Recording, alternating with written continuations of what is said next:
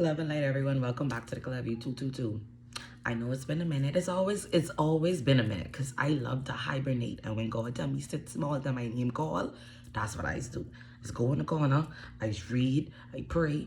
I manifest. I meditate. I do whatever I need to do till the sun comes shining back on me. And that's what obedience. That's called being obedient. That's obedience. That's obedience. Some of y'all need to take some time or two to like hibernate. Sometimes it's good to like go missing for a while. Go missing from everything, especially if it's a part of your daily regular cycle. Go missing. Sometimes it's okay to disrupt the cycle to find balance. It's good to take a break. It's a necessity to take a break. So when I go on these 2-week, 2-month breaks, sometimes I don't want to come out of it, but I know it's necessary to come out of it because once again, that's balance. Everything has to be in balance. Hence our topic today. Once again, I didn't say it. I know I say it once again. Thank you for everyone who always supports me, who walks with me through the spiritual journey. This journey is a continuous walk. You'll never reach the finish line until the end of this physical cycle here called life. So just know that this is a continuous walk. And if you're a beginner on this walk, it's okay. If you're watching this video, you here at the perfect timing. And if you've been on your spiritual journey for a while too, this is still the perfect time for this video as well. Whenever you watch this video, because they timeless and time is an illusion, it's the perfect time. It's the appropriate time for it. Okay. It's my little notes. I'm going to be talking about the 5 aspects of the soul. When I got the urge to put out some knowledge today, I was like, what am I going to speak on today? And for some reason, for the past 2 months, I've been seeing the number 555, 555, 50, 151, 551, just all over my face, literally everywhere. So I'm like, okay, it was easy for the 5 aspects of the soul to come up because I've been seeing number 5 constantly. So it's like, okay, God, I see you. All right. So the 5 aspects, hold on, child, my throat is dry. Hold on.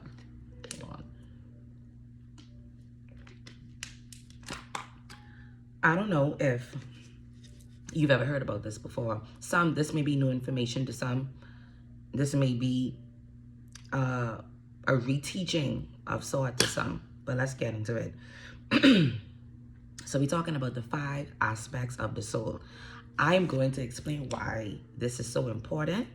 And I promise you, by the time as I'm done explaining all of this will make sense. Maybe today, tomorrow, or in another year or two, this will make sense because either you are experiencing this or someone you are connected to is experiencing this. And when I break these down, you will understand. But I hope that it's you, because once we're able to have a realization within ourselves, heal it, then we can pass it on to somebody else. That's why I hope it's you. Okay?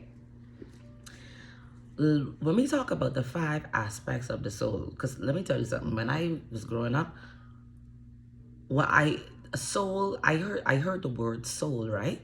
And I understood that soul and spirit was associated, but I didn't understand the entity of the soul. I didn't understand that the soul is the map. Like, your soul is your compass. Your soul is your map. Your soul is your life force. So understanding that there are different aspects to your soul was like, huh? How? When you don't even understand the soul as a unit. So when I got this information, and not only getting it, once I applied this to my experience, to my life, I was able to come into union and bring a lot of things full circle and balance, realizing these things. Okay? So let me just break down what the 5 aspects are. So we have the higher self, we have the shadow, we have the inner child, we have the feminine, and then we have the masculine. So once again, we have the higher self, your higher self. We have the shadow of self, shadow of you. We have your inner child, little you, baby you, inner child. We have feminine, we have masculine. Okay. I'm gonna explain what each are, and then I'm gonna give you an example of when one is imbalance or when it's off balance, so it can make sense. Because just like your chakras, if you're familiar with chakras, our energy centers, our energy portals, just like chakras, when you look at the 5 aspects of the soul, if these energies aren't in union, if they're not balanced or even acknowledged, then there's some lack within, and all of it's going to make sense. Okay, so let's look at the first one, your higher self. So my higher self would be the most I know, let me choose my choice of words correctly. My higher self is late to the party, if that makes sense. So my masculine, my feminine, my inner child, and my shadow been breaking up the body, having a good time at the party. My higher self has always been present, but my higher self has never been activated. So your higher self could be connected to your third eye. The higher self is connected to consciousness, awareness. Your higher self is what you connect to when you experience your awakening journey, is what they would call it, or your expansion, your enlightenment journey. So your higher self is the part of you that wants to be more connected to God, wants to be more connected to source, nature, wants to be more connected to everything inside of you. Your higher self heals you. Your higher self gives you clairvoyance, helps you see things clearly without this physical experience. So in my opinion, your higher self is really the spirit of your soul, the guiding light of your soul, if that makes sense. Your higher self wants to make the best decisions. Your higher self wants to heal. Your higher self wants to help. That is your higher self. Now, I said it was late to the party because even though my higher self has always existed, because I was so caught up on what was happening externally, going on in front of me, it was hard to get in touch with what was going on inside of me. So a lot of you may be having that issue sometimes too when it comes to making decisions that are best for you, when it comes to seeing things for what it really is, when it comes to healing yourself from past traumas, or wanting to move on and not have a negative mindset towards something. That's your higher self. That's your higher self wanting to initiate itself in and be more in charge, be more the forefront of your life. I feel like the more attached you are to your higher self, the more attached you are to source, the Most High God. So your higher self, like every aspect of the soul, all of these things are present, but some of these things are dormant. Some of these energies have not been awakened or enlightened because of lack of exposure to it, or lack of experience. So your higher self is like I said earlier, is the guiding light, is your third eye, is your consciousness, is your awakening. It's it's the part of you that you were born with, if that makes sense. When you're a baby, when you're born into this earth, before there are any time for processing, any time for programming, anything like that, you are a clean slate. You are a clean slate. All you know is love, to give love and to receive love. That's your higher self.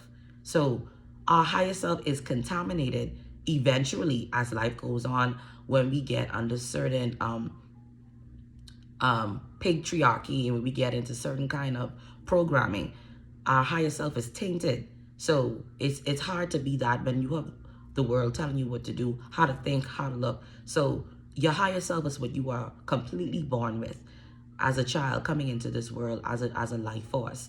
That's your higher self. I hope I was very clear on that. If not, then let me know so I can do part 2 on it. But I think I was clear on it. So your higher self is your consciousness, is your third eye. It's the direct wavelength to communicate to God, to the Most High. Your higher self is what you are encouraged to be in, basking on a regular daily basis. Your higher self is the highest vibration you could ever experience through this physical experience called life. Okay, I think I wrapped that up. Pretty good. All right. Let's talk about the shadow. So I talked about our higher self just now, right? Let's talk about our shadow. Our shadow self is attached to, I would associate that naturally with the ego. Also, our shadow self is the things that we have been through, experienced, engaged in, and we still have emotions or unprocessed feelings, mindsets attached to that. So let me give you an example.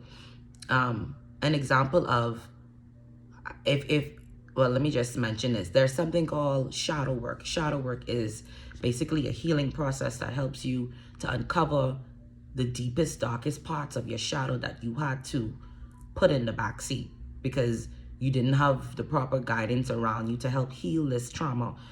Or, so let me give you an example so it can make more sense.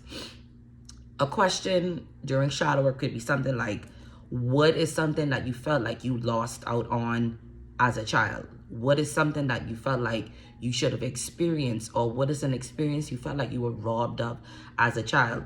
So the shadow actually is, in my opinion, one of the most healing elements of the soul, because like I mentioned a few minutes ago, your shadow holds all of the suppressed energy that you were never able to express or even have a realization of. Because when it comes to trauma, it's so, and depending on the environment you were also raised in, it is so easy to allow trauma to just become you, and you become it, and you don't even remember some of the trauma you've been through because you're so used to suppressing, and you suppress this thing for so many years that it doesn't even cross your mind.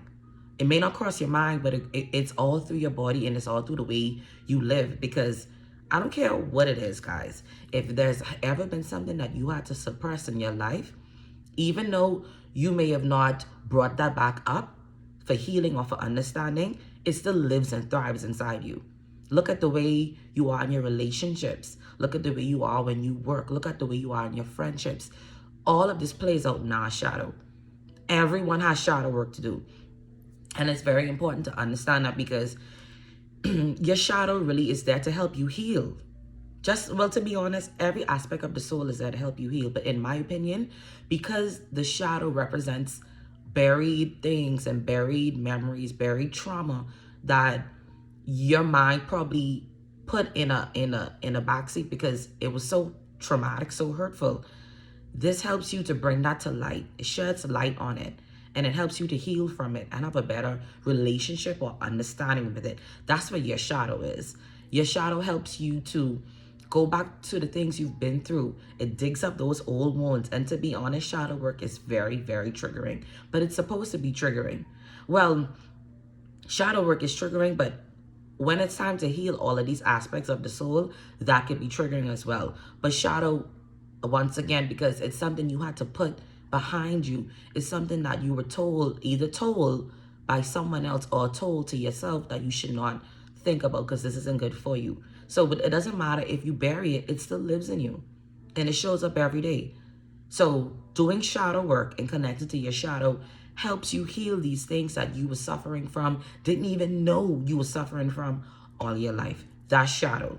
That's what your shadow is. The inner workings is literally your shadow. The inner workings of your heart, the inner workings of your experience that you never got the chance to speak out on or experience or heal from to live a better life. All right, that's shadow. The third one is the inner child. The inner child is so important. All of them are important. Why I keep saying that? But I have a different relationship with each of them. I guess that's why I express it in the way I do. Your inner child is essential to come into union with and understand. So think about it. Your inner child is where all of your joys and your pains are. The first years of your life, the first stages of development of your life, between the ages of what? I think 2 and 7. I know 7 is the max. Anyway, those years of childhood, what were your dreams? What were your aspirations? What were the things you were excited about? What were the things that made you happy? What were the things that made you want to dance and do kid-like, inner child-like things? That's one side of it, right? The other side of it is, what are the things as a child that broke your heart? What are the things that you felt like you missed out on? What are the things you are still suffering from, aka mommy, daddy issues, abandonment issues? All of these things are part of your inner child. And I know y'all know somebody, or maybe it's you, who still suffer from inner child trauma. That's a real thing. Think about it. Before you were this man, this adult woman or this adult man, you were a child. And children are so innocent. Hence why people always say that when it's time to create, when it's time to like start a new project, activate your inner child, because that is where your pure excitement and your energy is going to come from, because all of our inner child still lives on. Your inner child will always exist. But what happens is when we're not balanced with our inner child is we show up in relationships, we show up in connections, and whatever that lack is, that lack within, it comes out. So within, so without. So let me give you an example. Let's say you're a guy, you're a masculine, you're a guy, and you grew up without parents in general. You grew up without parents. You're not an orphan. Maybe you was raised by your aunt or your uncle or grandparents or whatever. But you went throughout life thinking that because you did not get the opportunity to grow up with your parents, that you're not good enough, or they didn't want you, or you'll never be good enough for someone to want you as a whole because your parents never wanted you. All of these are paradigms that we have created growing up, because when you have lack of information and lack of insight on things, your inner child it closes up. It closes up, and it doesn't want to speak, and it doesn't want to experience love fully, because it feels like it don't deserve it. You know what I mean? Another example could be a girl, a female, a feminine who grew up without her father. So in her maybe he was there, but maybe he wasn't there in the ways that she needed. So what happens when she gets older? She gravitates to a certain quality of a man who shows up for her financially, who does things for her that her father never did, but he doesn't respect her. He doesn't talk to her in the right way. He treats her like, you know what I mean? But she's able to still be with him and accept him because her inner child is still longing for that love and affection from daddy that she never got. So she's willing to submit to these things because she has not created any healthy boundaries, because all she knows is her inner child is lacking this love, attention, and affection. So because she's getting it, she's going to give her all and pour all into that, despite the other things that he may not be given to her. So you see how that works? Healing your inner child is very important, because we don't understand how these things play out in our daily lives, because we never had someone to help us understand it, or we never had the realization that maybe I'm not affectionate because I didn't grow up with affection. That don't mean you don't need it. That don't mean you don't crave it. But it's because you've been living with this lack for so long that when you get this thing, it feels foreign to you. Or it feels like, I don't deserve this. Or it makes you feel cringy, low-key too, because it's like, mommy ain't never do this, or daddy ain't never do this. So to get this, it don't feel right. And then on the flip side of that, you could also get an overabundance of that. An overabundance of affection, attention from the wrong set of people, from the wrong set of energies, and I submit you into something completely different. Your inner child is alive and well and talking and always needing love and always needing reassurance. All of these aspects of your soul, but especially your inner child, because your inner child will always exist. Like I said earlier, when it comes to starting new projects, creating new things, stepping out and being courageous, activate your inner child. And I know activate sounds easier said than done, but activating it means healing it, paying more attention to the things that you've been through that you probably never healed from. Y'all, I telling y'all for real, and I will sound like a broken record until I can't anymore. Healing these parts of your soul will literally change your life. You will watch your life change. And that's because all of this is self-work. All of this is self-work. Your self-work will never be done. All of this work we doing on ourselves, guys, this for us and this for our generation to come after us. I want you to know that. We have a responsibility. I have a responsibility for sure that I take very seriously. And it is to pass on knowledge and plant those seeds, because if it helped me, it can help you. My inner child is still healing, but my inner child is as happy as she can be, because my inner child allows me to be free. It allows me to step out on faith more. It allows me to not second guess my own self. because I'm that connected. The inner child is innocent. It wants to play. It wants to create. It wants to build sandcastles. It wants to build businesses. It wants to break generational curses. Don't sleep on your inner child, okay? Because that inner child inside you may be the same inner child for the rest of your lineage to end all of these curses and end all of these generational hedges that's been on us for all of these years, okay? 2 more, then we done, all right? Hope you all following me. Hope you all getting it. The last 2, all right? So let's start with the feminine. So we have the feminine and the masculine. Let's start on the feminine. Now, to the average man, and even woman sometimes, to hear that you're feminine and masculine energy, depending on where you are in your journey, may sound wild. That I'm a feminine, I am a female, but I have masculine energy. Yes, I do. You're a man, but you do possess feminine energy as well. I can give you some good examples so y'all can understand. Let me give us some real life examples. So, an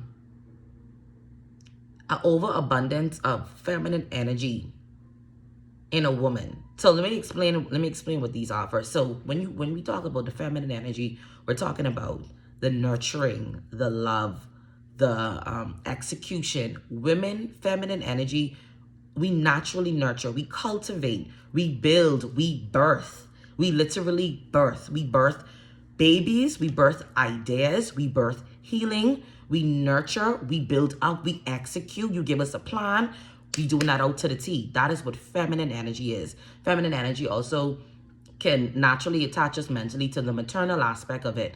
When you were a baby, getting that love, that nurturing, that attention, that is what the feminine energy is. The masculine would be more so theory, more logic, more structure, more strategic, more let's get this done, let's complete this, more let's build this empire. So if the feminine can nurture, the masculine can deliver, if that makes sense. So let me give you another example. Have you ever met a woman or seen a woman, a feminine, who has an overabundance of masculine energy? Let me give you an example. A woman who in her mind doesn't need a man, or who thinks only logic, or who only thinks about, what needs to be done, who only focuses on that part, but lacks the nurturing, lacks the love, lacks the birthing aspect, lacks the healing aspect. So what do you think happens when she has an overabundance of masculine energy? She taps out of her feminine energy. Hence why some men can't date certain women. Because, and I'm a victim. I'm not a victim. I have a little testimony on this because I feel like I was there before. Like, I'm a Leo. Lion. I'm naturally aggressive. But I feel like there was one point that I had an abundance of that masculine energy. And in my mind, no one could tell me nothing. You can't talk to me. You can't tell me that because I know this and I know that. But at the same time, I was off balance. I wasn't allowing a masculine to lead when that's their birthright to do so. All of our birthright is to lead, but that comes from our masculine energy to lead, to want to be on top, to want to stay on top of everything.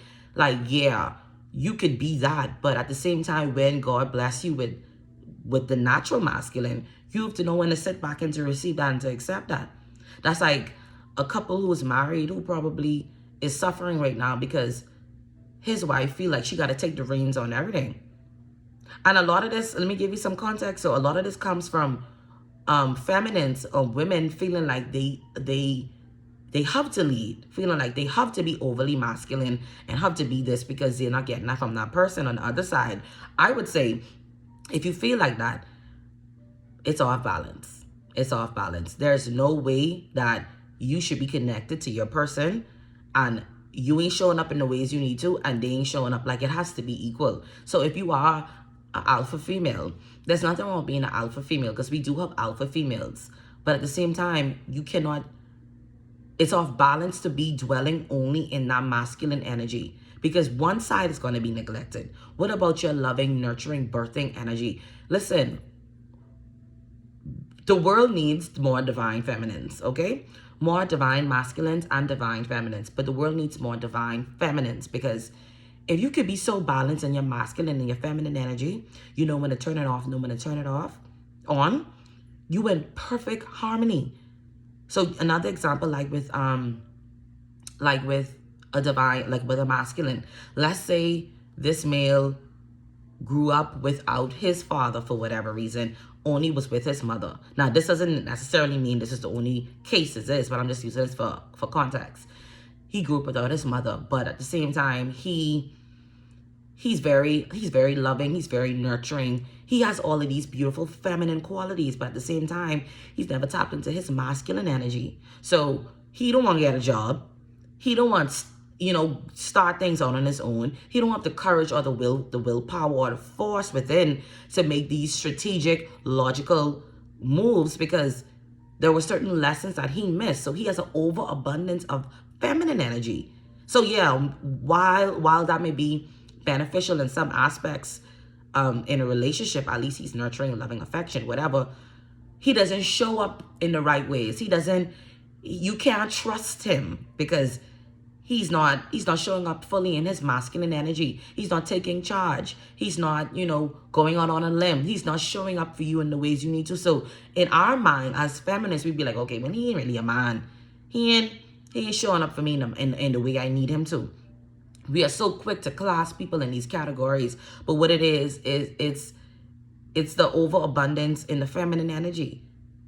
But everything got to be balanced, right? So when we look at the higher self, when we look at the shadow, when we look at the feminine, the masculine, and the inner child, all of these aspects play major roles in our lives every single day, every day. How you are when you get upset, how you are when you're happy, how you are when you feel defeated, how you are when you feel judged. All of these things, higher self, shadow, inner child, masculine and feminine, all of these things come into play.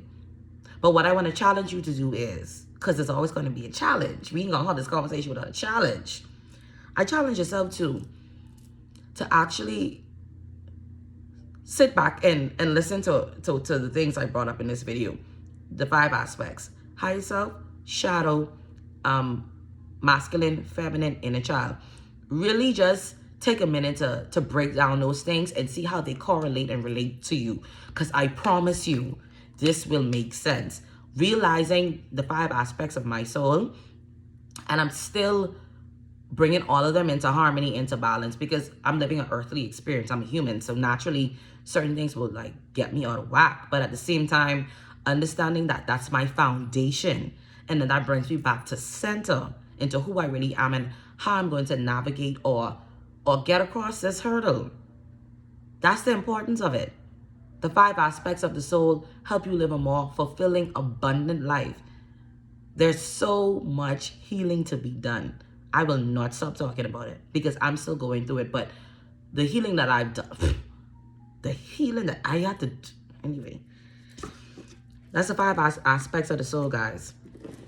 I'm gonna pull one energy to close out this message. All right, mother sick. Anyway, this number, what I bring up earlier, I told y'all, you see, y'all see it. I pull it from this deck. Look at this card. I told y'all number 15. That 15, that 555, that 555. Lord, thank you. Thank you, Holy Spirit. All you do is confirm things for me. It's be a little scary sometimes because God really been... Whatever you ask God for, you will get. Anything you fix your mind and your heart to ask God for, you will receive it. And if you don't receive it, that's because you ain't supposed to have it, or you ain't in alignment to receive it.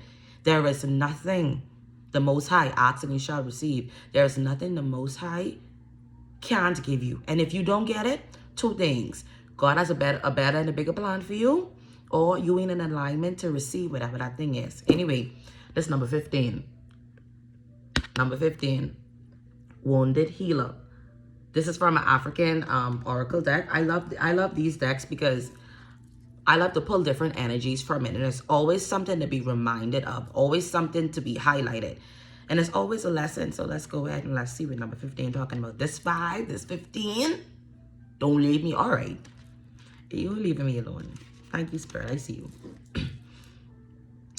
All right, so Sekhmet, the element is fire. Sekhmet is the fairest ancient Egyptian goddess of war, the sun, and healing.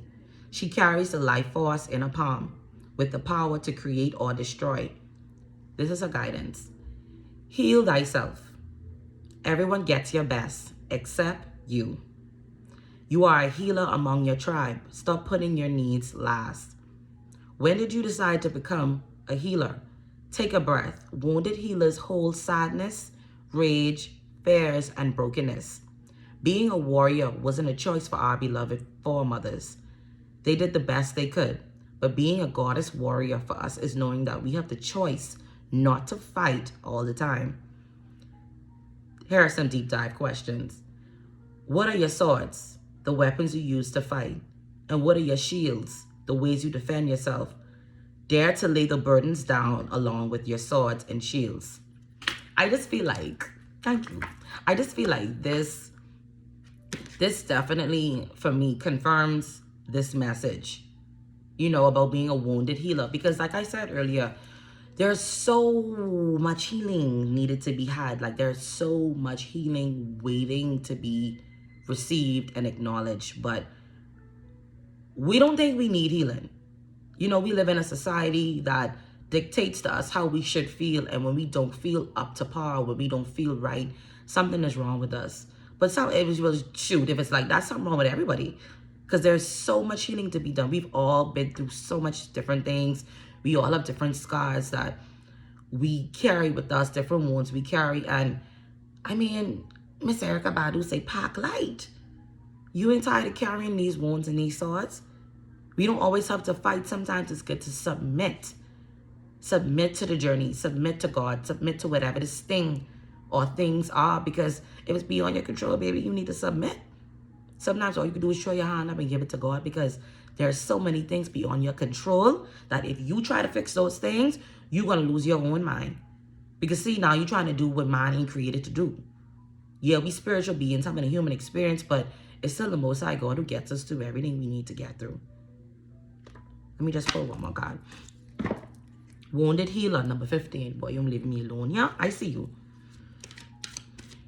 I'm just going to pull one more card from, and I'm probably going to be pulling cards after every download I have, because I just allow the cards to confirm the reading.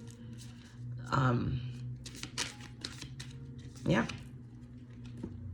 Page of Disc. So the Page of Disc, I'm going to read it out of the book, but the Page of Disc speaks about new beginnings.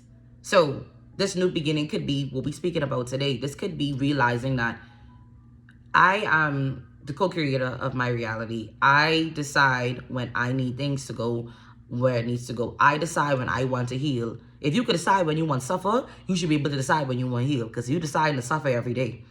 If the decision to suffer happens every day, then think about this. If you're deciding to suffer every day, then there's a flip side of that. If I could decide to suffer, I could decide to heal too. I could decide to want better for myself. I could decide to cut these toxic energies and entities off. I could decide to focus on my goals, my dreams, my aspirations. All of those things are decisions. Because if you decide to sit in your stink and sit in the perception and projections of other people, you can make the conscious decision to decide pro-life. I want to do what I need to do for me, because I love myself that much. And even if I don't love myself that much, I want to practice loving myself some more. All of those are decisions. Let's talk about the Page of Disc and what it means. Let's read it out the book. Then I'm done.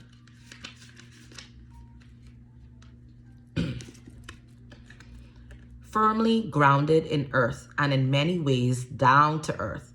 The person this card indicates is the one that has their head on straight but also has big ambitions. They know how to achieve those ambitions, and the seeds they are planting will take root. That could be you. So if this, listen, this could be you, right? You could be the person, who's starting new endeavors. And that new endeavor could be a new mindset. It could be as simple and as small as that. It don't have to be a new business. It don't have to be a new relationship. It could be as simple as a new mindset. Like I just mentioned earlier, it could be as simple as I am deciding to not decide these things no more, because these things ain't been working. I'm deciding to like be grounded and planted in whatever this new enterprise, this new journey is. I'm deciding to give my all and go full force with this. And if that ain't you, maybe this is a reminder. Maybe this is what you need to step into.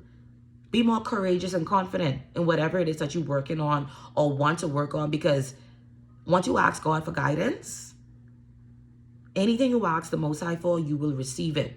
Anything. Once you ask God for guidance and clairvoyance through anything you do, remember what I said. Either you ain't in alignment, so you will not receive it, or God has a bigger, more beautiful plan for you. I've been telling my friends and my family in my prayers recently, I've been saying, God, show me how big you are. Please. Show me how big you are. Show me how miraculous you are. And I've been telling myself, I am a magnet for miracles. Maybe that's something you need to affirm within yourself too. I'm a magnet for miracles. I'm a magnet for change. When you believe that and you discern that, man, listen to me. God can start doing his thing. Peace, love, and light, y'all. Peace, love, and light. I'll be back soon. But until then, stay grounded, stay protected, and trust yourself. And when you can't trust yourself, trust God.